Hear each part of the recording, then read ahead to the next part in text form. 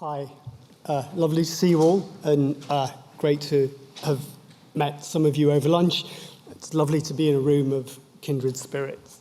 I'm privileged enough to actually be with a real retailer, an actual live, very important person from a restaurant company who just happens to rock a great pair of glasses as well.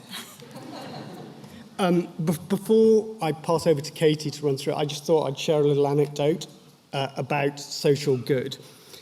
So a friend's son is doing his public exams in the last 2 weeks. And last Saturday, he had had a bad paper on Friday, and he'd worked himself into a complete funk. He had got very anxious and very worried about his exams. So he phoned his mum up and said, I'd like to meet and just talk things over. So his mum, being a nice middle-class mum, thinks, okay, let's go for a walk in the woods. We'll go and see some nice bluebells down here in the countryside. There was a bit of a pause, and the son went, I just want a KFC. I just need a KFC. So his mum took him to KFC in Tunbridge Wells, a newish store, opened opposite the Taco Bell, using some of our work. So I kind of view this project that we've done with KFC, it's actually for social good. We are helping the mental health of millions of teenagers and making people happy.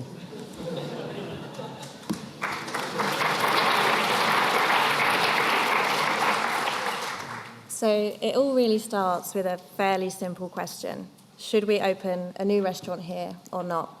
And we use very complex data and models to answer this question, which Blair's going to talk about. And that then comes down to a very simple answer, yes or no.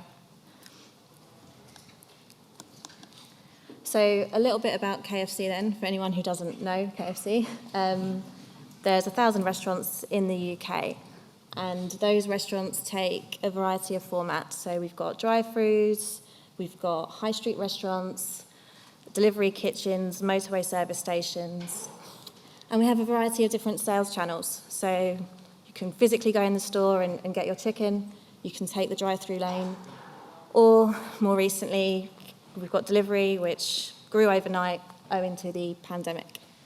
And then we have another layer of complexity because we're a franchise business. So we've actually got 35 franchisees operating our restaurants across the country.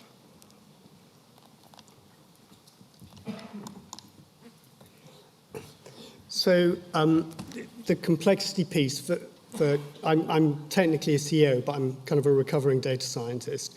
And I didn't build these models, but the people who did build them are here. One of the challenges in restaurant is that the driver of the need is occasion-based rather than person-based. So the idea of customer profiling can be challenging because the same person will have a very different repertoire choice for grabbing a meal at lunch, to having a meal with the family, to grabbing something en route. So the choice sets and the choice drivers are much more complicated. And as Katy's mentioned, we have dine-in, we have takeaway, we have drive-through, and we have delivery. So you retailers who think, I struggle with 2 channels, we've got 4 channels here, all of which interact. And then in addition to that, it was interesting, one of the talks earlier talked about urbanity. What we find is that we have to have different models for different urbanities. Sort of one of the data science, I don't like data science, modeling 101s is that if you're going to build a successful, powerful model, it has to model one phenomenon.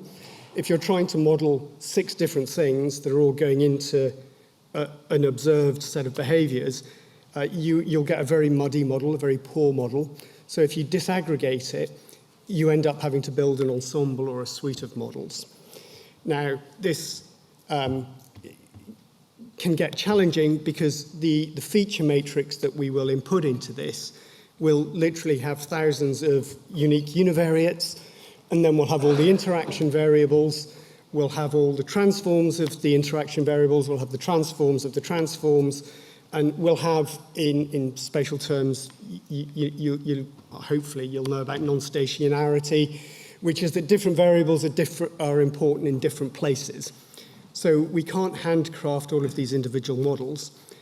So we use some pretty nifty tool sets underneath in R and Python that let us automate the creation of hundreds of models. And again, it was mentioned this morning, SQL's kind of the lingua franca. And that allows us to produce really powerful disaggregated models. I'm glad I put this in now. It's H3. Go H3. So I kind of felt you'd have drummed me out as being an inadequate data scientist if I didn't have an H3 example. So what this one is, and the guy who built this, Christoph, is in the audience if you want to ask him the particularities of it. This is taking a raw feed of mobility SDK data, and what it's trying to do is say, if we see a phone appear here on this day, where else does the phone appear throughout that day? So it gives us a measure of connectivity between different H3 grids. And again, for the sake of simplicity, we've overlaid these with our retail place boundaries. And that allows us to answer one of the cannibalization problems, which in home delivery via the aggregators, cannibalization is pretty straightforward. It's Voronoi and Delaney triangulations. For the transient trade, it's a bit harder, which is why we fell back on mobility data. So what this lets us do is, if KFC were to open in Dalston, how much of the transient trade from Hackney Central are we likely to see migrate across? And we can calibrate this model against hundreds of observed impacts in history. So that's just a little H3 mobility data to keep in with the cool kids. And then, so that's the complexity, and Katy will go back to what actually happens. So these models are accessed by myself and by my colleagues at KFC in an online mapping application. And essentially, we'll drop a pin in the map, press a button that says Run Forecast, and the tool will spit out a board pack for us. This will include, information about the location, whether it's in our predefined territories, but most importantly, it will include a sales forecast and a cannibalization estimate, which we will then review.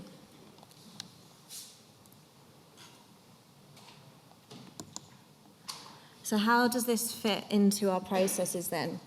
So the first step in this process will be that a franchisee or a property agent will call up our acquisitions team and tell them about a location that they think would be good for a KFC.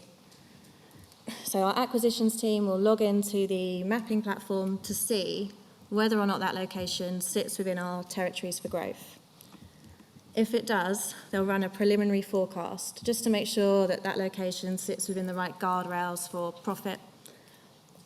And then they'll continue to work out various bits of information around that site, planning permission, layouts, feasibility.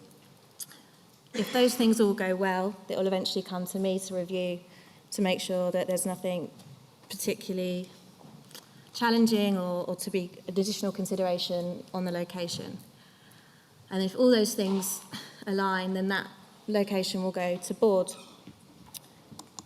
So at board, the forecasts are presented to our managing director, our CFO, and our CDO. And essentially, they'll make a decision whether or not to build a new site based on the information that they're presented with. So it really does come down to a yes or a no.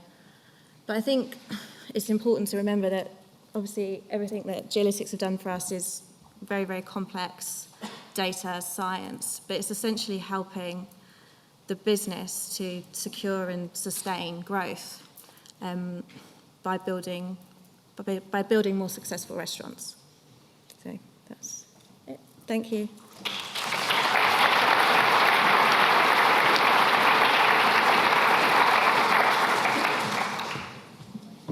Questions in the audience? You can put your hands up if you have a question.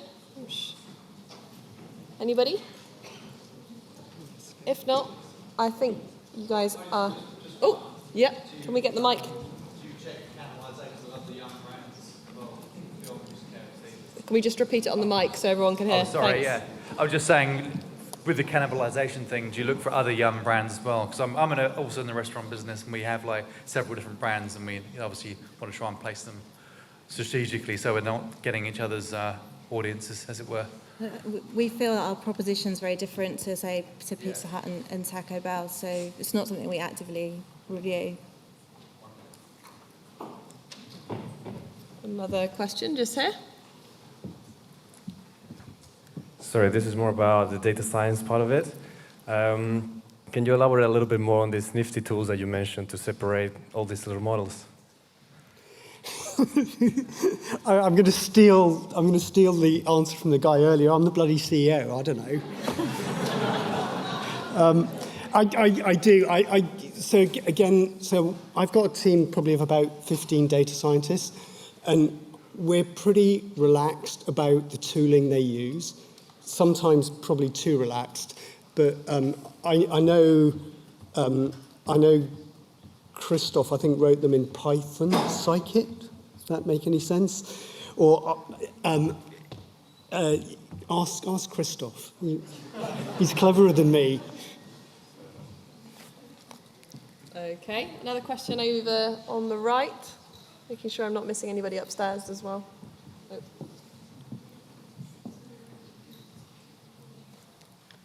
Okay, coming to you next.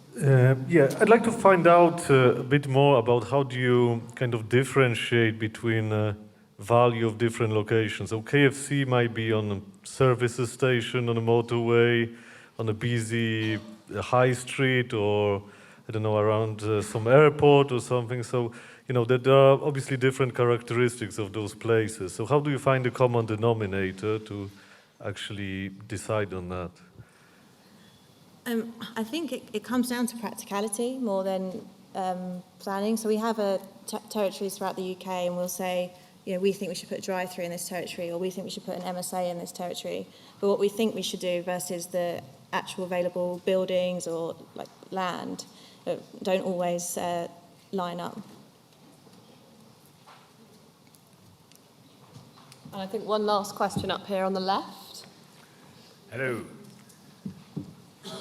Could this model and this tooling be used to automate the process so you could make suggestions as to where is the best place to go rather than relying on a franchisee approaching that and phoning up? Yeah, that's something. I guess it comes down to the blue utopia landscape we have in place. This is where we want to be, but we don't always have the available properties to build out. So it's that balancing act between what we've planned to do versus what we actually do. How often is that actually the case now with everything that's happening with high streets and the way things are changing? There's not the real estate available. Well, there's a lot to do with our square footage. So there's a lot to do with our square footage because we actually have a very large, like, back of house footprint. So it can be quite challenging to find the right units that can fulfill our requirements in that sense with the extraction and various different things. Awesome. Okay, I think that's all that we've got time for on questions, but I think you guys will be around for the rest of the day, so feel free to find Katy and Blair. Thanks for joining us.